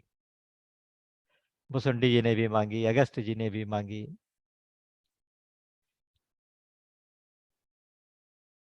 अब यहाँ पे कहते हैं सिंधु तीर एक भूधर सुंदर कौतुक कूदी चढ़ुता ऊपर। उस समुद्र के किनारे एक बहुत सुंदर सा समुद्र, एक सुंदर सा पर्वत है। अच्छा, सबसे पहली बात तो दो बातें कहनी थी जरूरी, कि सुंदरकांड को सुंदर क्यों कहा गया। इसमें बहुत सारी चीजें सुंदर है, सब कुछ सुंदर है, सब कुछ सुंदर है। बाल कांड में तो भगवान के बाल चरित्र हैं, ठीक है, समझ में आता है, उसका नाम बाल कांड हो गया। अयोध्या कांड में सारी अयोध्या की कथा है, तो समझ में आती है, अयोध्या हो गई, अयोध्या कांड हो गया। अरण्य कांड में अरण्य यानी जंगल के चरित्र हैं, तो अरण्य कांड हो गया। किष्किंधा में बाली सुग्रीव की कथाएं हैं और किष्किंधा वाला एरिया की कथाएं हैं, तो किष्किंधा कांड हो गया। सुंदरकांड में तो क्या कि यह किसी लीला के नाम से भी नहीं है, यह किसी जगह के नाम से भी नहीं। लंका कांड में लंका में युद्ध हो रहा है, तो लंका कांड हो जाएगा। तो इसका नाम सुंदरकांड क्यों रखा, क्यों, तो इसका जवाब बहुत विद्वानों ने अपने अपने हिसाब से दिया। उन्होंने कहा कि देखो, एक तो बात यह कि त्रिकूट पर्वत के ऊपर लंका बसी है। वो त्रिकूट पर्वत है, उसके तीन शिखर है, नील, सुबेल और सुंदर, उन तीनों के नाम है। तो नील पर्वत है, एक सुबेल, नील पर्वत के ऊपर लंका बसी है। सुबेल पर्वत है जिसका ऊपर जब सपाट मैदान है, वहां जाके राम जी की सेना उतरी थी। और तीसरा पर्वत है सुंदर पर्वत। सुंदर पर्वत के इलाके में वो अशोक वाटिका है, जहाँ सीता जी रही है। सीता जी सुंदरता की प्रतिमूर्ति है। सुंदरता कहूँ सुंदर करही ये माँ जानकी को सुंदर भी नहीं कहते, ये नहीं कहते जानकी जी बहुत सुंदर है। सुंदर कहने से फिर किसी न किसी की उपमा देनी पड़ती है कि किसकी तरह सुंदर है। तो कहते सब उपमा कबीर कवि रहे जुठारी, कही पट तरह विदेह कुमारी। वो तो विदेह कुमारी है कि उपमाएं तो शरीर से होती है ना, सुंदरता की उपमा शरीर से हो सकती है, वो तो विदेह कुमारी है। तो उस विदेह विदेह की बेटी की उपमा किसी से दी नहीं जा सकती। और सारी उपमाएं तो कवि झूठे कर चुके हैं, कभी किसी किसी के साथ उपमा कर चुके, कभी किसी की उपमा किसी को दे चुके। तो ऐसी कोई नई चीज की उपमा नहीं दी जा सकती। कही पट तरों विदेह कुमारी, राम जी कह रहे हैं कि बस ये कहिए कि सुंदरता कहूँ सुंदर करे, छवि ग्रह दीप सिखा जनु बरई। सुंदरता जो होती है, सुंदरता, उस सुंदरता को सुंदरता बनाने वाला कौन, सीता जी। माँ जानकी सुंदरता को सुंदर करती हैं। जैसे हम कहते हैं ना कि प्राणों के प्राण, हमारे शरीर में जो प्राण है वो जीवन देते हैं, लेकिन प्राण को कौन प्राण देता है, प्राण का प्राण कौन, वो परमात्मा। तो जो सुंदरता है, उस सुंदरता से सारे सुंदर दिखते हैं, लेकिन उस सुंदरता को सुंदरता कौन देता है, तो कहते हैं वो जानकी जी है। सुंदरता कहूँ सुंदर करें, छवि गृह दीप सिखा जनु बरें।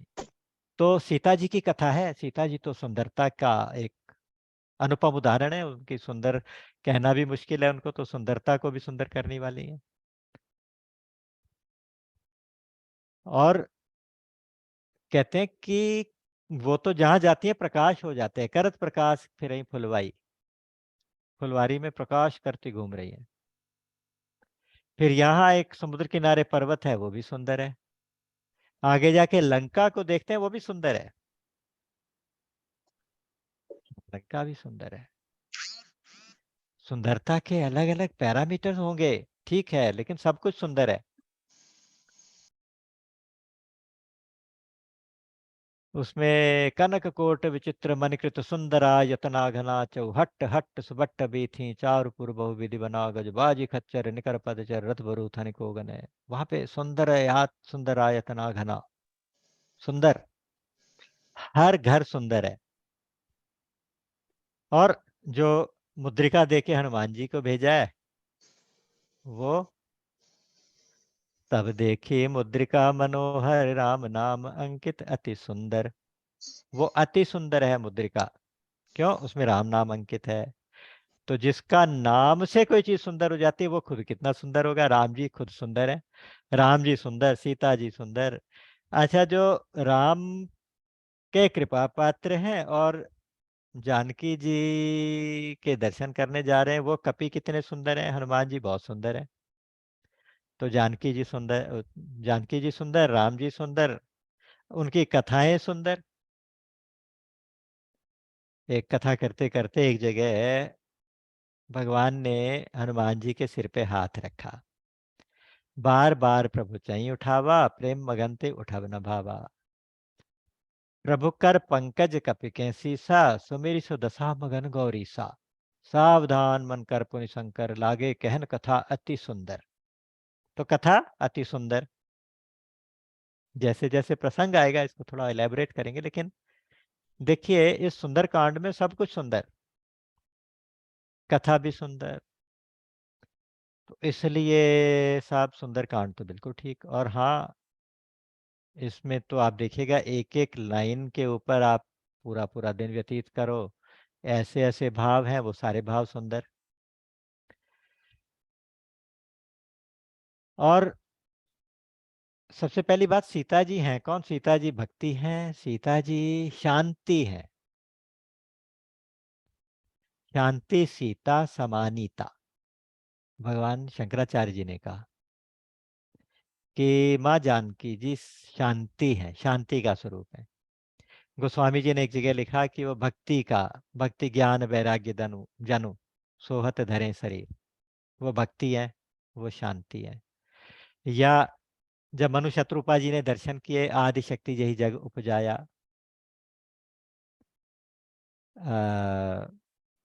आदि शक्ति साथ में है, भगवान उनके साथ में।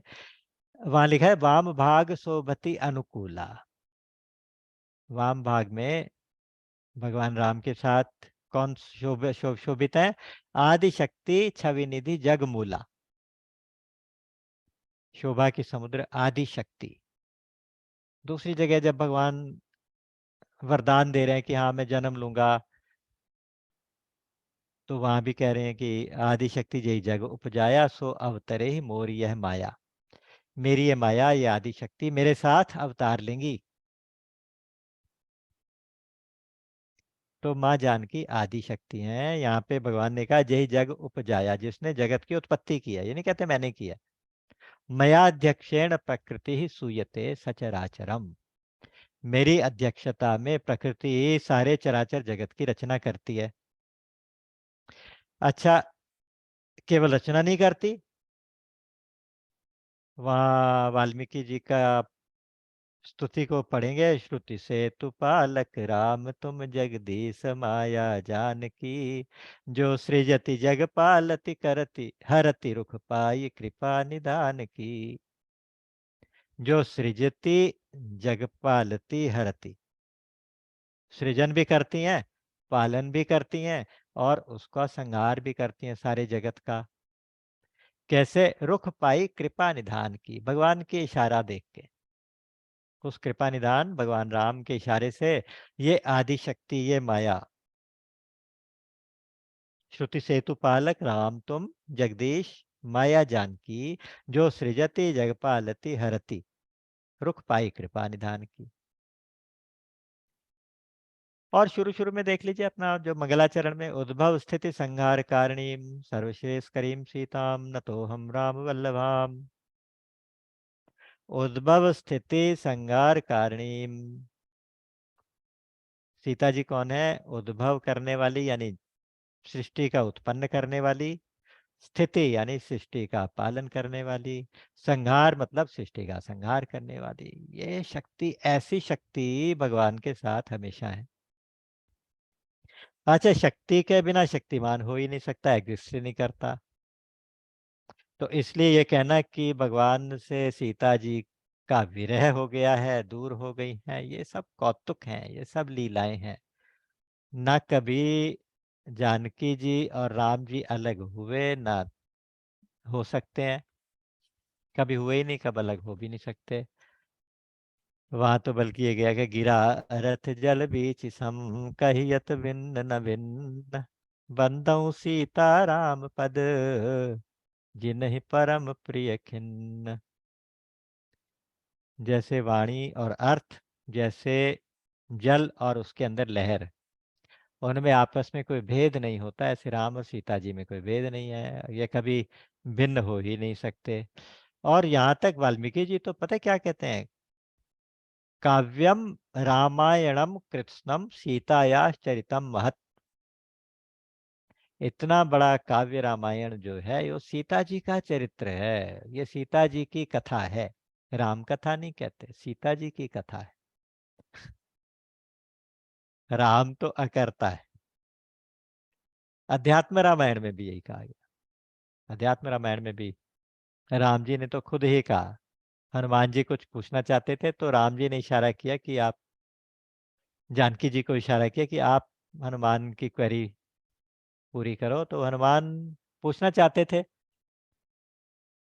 कि मेरे मिलने के बाद की सारी लीलाएं तो मैं जानता हूँ, मेरे मिलने से पहले जो लीलाएं हुई होंगी मैं उनको जानना चाहता हूँ, राम ने कैसे की हैं वो लीलाएं। तो जानकी जी कहते हैं, अरे किससे पूछते हो, ये कुछ नहीं जानते, ये तो कुछ करते ही नहीं।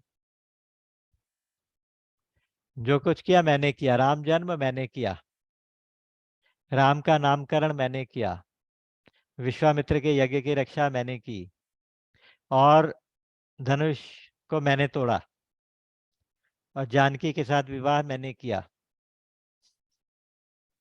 सुन के बड़ा अजीब लग रहा होगा, अटपटा लग रहा होगा, लेकिन वास्तविकता यही है। जो सृजति जग पालति, हरति रुख पाई कृपा निधान की, वही सब कुछ प्रकृति कर रही है, प्रकृति ही करती है, वही मूल प्रकृति है, वही महामाया है, वही आदि शक्ति है, वही शांति रूपा है, वही भक्ति रूपा है। तो वही सीता जी कौन है? सीता जी राम ही है, सीता जी राम से भिन्न है ही नहीं। तो इसलिए सीता ही राम है, राम ही सीता है।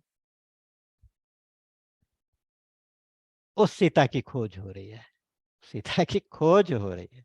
ये भी एक कौतुक है, ये भी एक भगवान की लीला है, भगवान का चमन वो है, खेल है। भगवान खेल खिला रहे हैं सबको कि जाओ भाई सीता को ढूंढ के लाओ, पता बताओ। राम को पता बताओ, मतलब सुन के बड़ी हैरानी होती है कि राम जी क्या नहीं जानते, लेकिन जब मनुष्य का शरीर धारण करके आए हैं तो उनको वो लीला बिल्कुल परफेक्ट रूप से करके दिखानी है। तो इस सीता की खोज में 3 पर्वत आते हैं। वह बहुत सारे पर्वत हैं, लेकिन हनुमान जी 3 पर्वतों के ऊपर चढ़ते हैं। यहाँ से चौपाई आई थी ना, सिंधु तीर एक भूधर सुंदर, कौतुक कूदी चढ़उता ऊपर। सिंधु के किनारे एक बहुत सुंदर पर्वत है, उसके ऊपर हनुमान जी कूद के चढ़े। इससे पीछे आपने देखा होगा एक और पर्वत आया था, जब ये सारे वानर इनको कहीं रास्ता पता नहीं चल रहा था। यहाँ पे किष्किंधा कांड के अंत में जंगल में भटक गए थे। जंगल किसको, वन किसको कहते हैं? वन संशय का वन है, संदेह का वन। उसके अंदर भटक गए हैं सारे, भक्ति की खोज में निकले हैं साधक, वहां भटक गए हैं। तो उस समय हनुमान जी ने देखा कि मेरे साथियों के तो प्राण निकलने वाले हैं, तो अब क्या करेंगे हम? तो वो एक पर्वत के वहां पे देखा कि एक पर्वत है, चढ़ी गिरि शिखर चहु दिशि देखा। उस पर्वत के शिखर के ऊपर चढ़ गए, चारों तरफ देखा, तो उनको एक विवर, एक गुफा दिखाई दी जिसमें से जल पक्षी निकल रहे हैं और एंटर कर रहे हैं। ये कथा आपको सुनाई थी। जब सबको पकड़ के सारे साथियों को लेके उस गुफा के अंदर जाते हैं तो वहाँ स्वयं प्रभा के दर्शन होते हैं। तपस्विनी है स्वयं प्रभा, और वहां वो उनके दर्शन होते हैं। एक तो पर्वत ये था।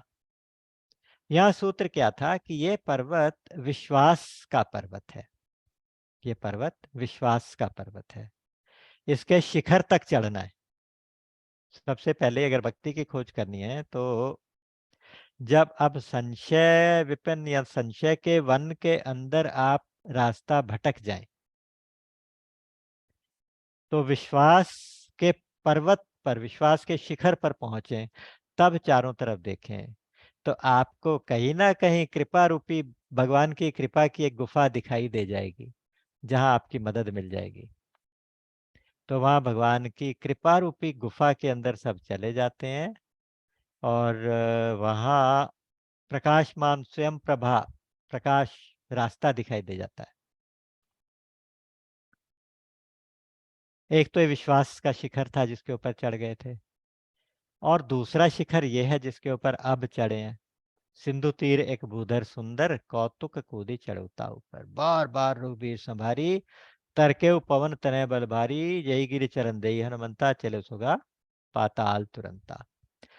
अब देहाभिमान के सागर को लांघना है, मैंने आपको बताया था। सागर को लांघने के लिए कोई हाइट गेन करनी पड़ेगी, छलांग लगाने के लिए। हाइट किसकी? ज्ञान की हाइट तक पहुंचना पड़ेगा, विचार के शिखर तक पहुंचना पड़ेगा, विचार करना पड़ेगा। हु एम आई? मैं कौन हूं? मैं शरीर हूं, मैं इंद्रियां हूं, मैं मन हूं, मैं बुद्धि हूं? तो सबका जवाब आता जाएगा धीरे धीरे। मनोबुद्धि अहंकार चित्ता निनाहम, न च श्रोत्र जिह्वे न च घ्राण नेत्रे, न च तेज भूमिर्न न वायु चिदानंद रूप शिवोहम शिवोहम। मैं पंच तत्व नहीं हूँ, मैं पंच प्राण नहीं हूँ, मैं सप्त धातु नहीं हूँ, मैं पंच कोश नहीं हूँ, मैं इंद्रियां नहीं हूँ, मैं मन नहीं हूँ। मैं कौन हूँ? ये विचार करते करते करते विचार के शिखर तक पहुंचना पड़ेगा।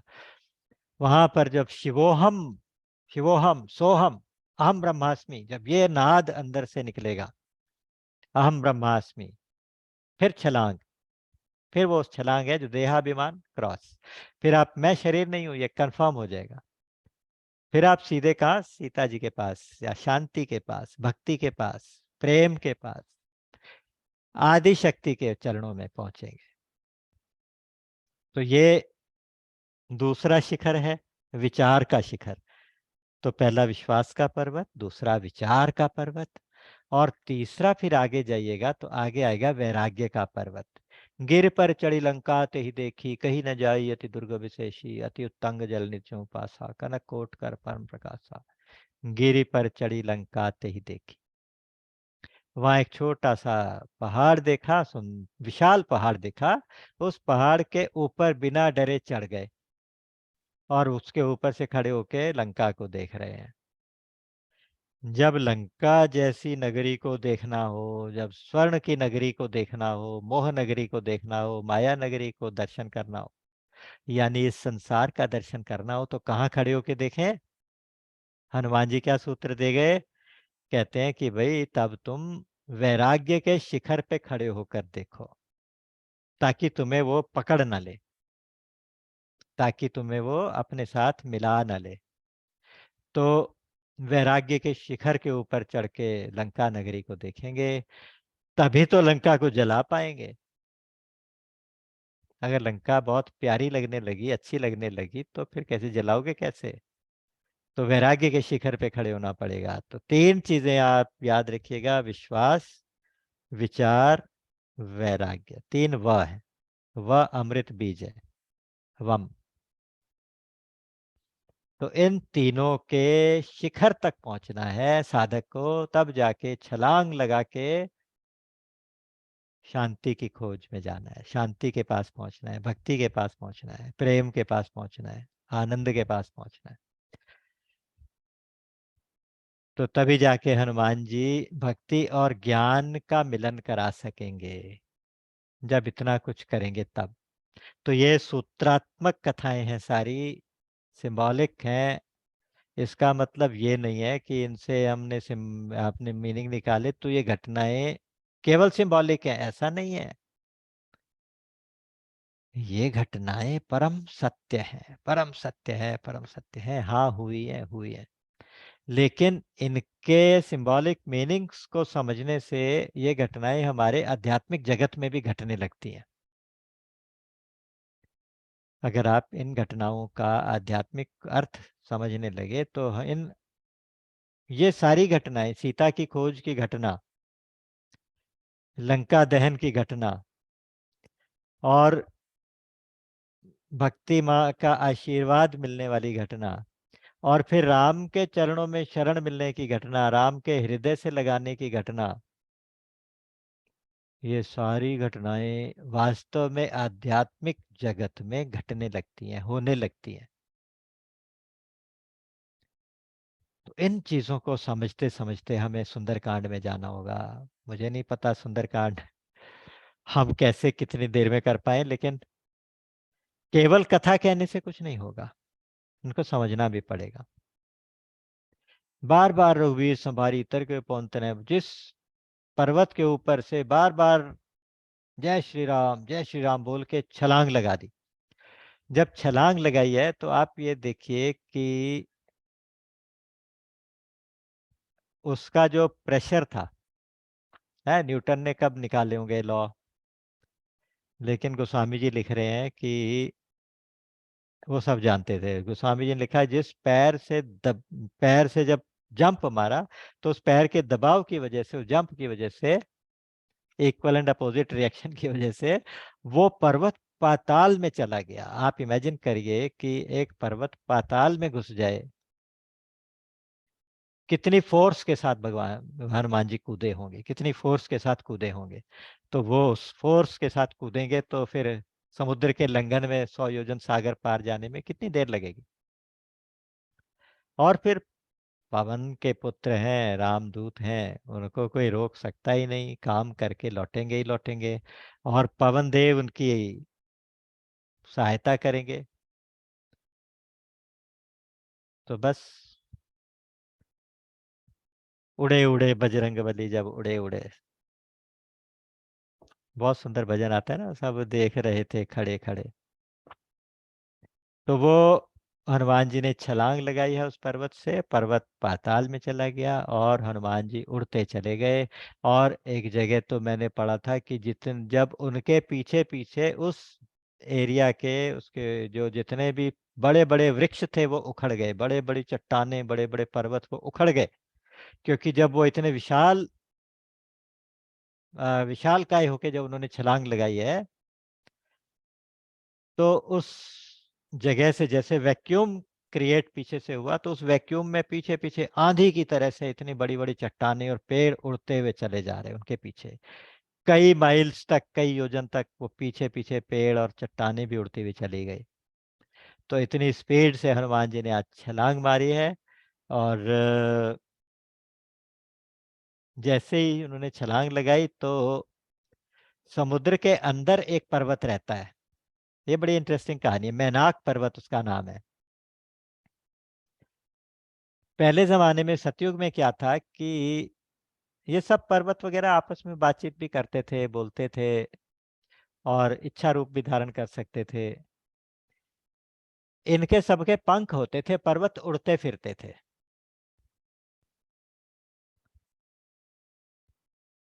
तो पर्वत उड़ते उड़ते जब कहीं कहीं भी बैठना चाहते तो वहां जाके बैठ जाते। जहाँ बैठ जाते तो बड़ी बड़ी बस्तियां उनके नीचे दब जाती थी। तो ये बहुत मुश्किल काम हो गया। तो ब्रह्मा जी ने इंद्र को आज्ञा दी। इंद्र ने अपना वज्र लेके उन सारे पर्वतों के पंख काटने शुरू कर दिया। काट दिया, जहां जो था तो वहीं रुक गया। तो सारे पर्वत के पंख कट गए, सारे पर्वत वहीं स्थापित होने लगे जहां जहां थे। इतने में मैनाक पर्वत की दोस्ती पवन देव से थी।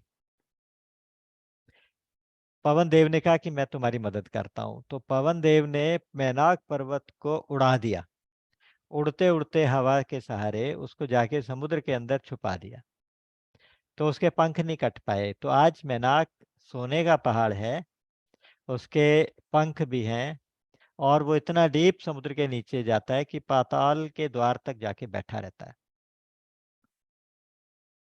आज समुद्र देव ने जाके मैनाक को ये कहा कि भाई देखो, तुम्हारी पवन देव से मित्रता थी। जब सारे पहाड़ों के पंख कट रहे थे तो पवन देव ने तुम्हारी मदद की थी। तो आज उसका बेटा राम काज के लिए जा रहा है, उसको कुछ मदद करो। बोला मैं क्या मदद करूं? तो कहने लगे कि तुम समुद्र के बीचों बीच जाके थोड़े से बाहर निकल आओ, ताकि आपके ऊपर थोड़ा रेस्ट करके फिर आगे चला जाए। इतनी मदद तो कर सकते हो।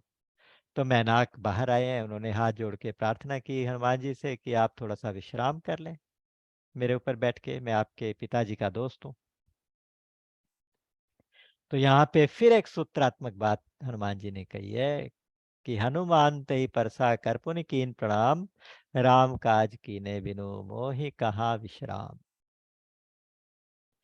उनको छू के, मैनाक पर्वत को छू के उसका आदर किया।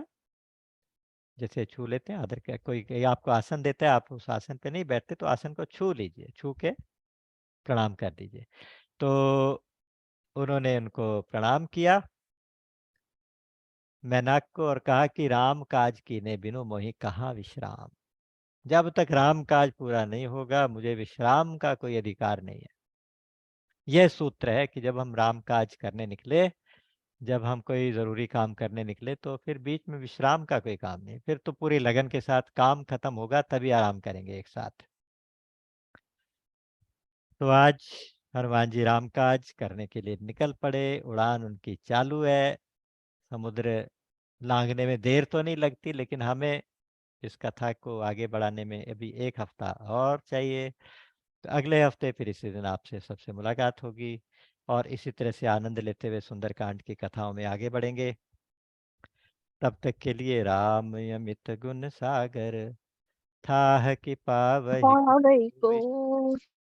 संतन संत कछु सुनेऊ, तुम ही सुनायो सोई। बोलिए सच्चिदानंद भगवान की जय।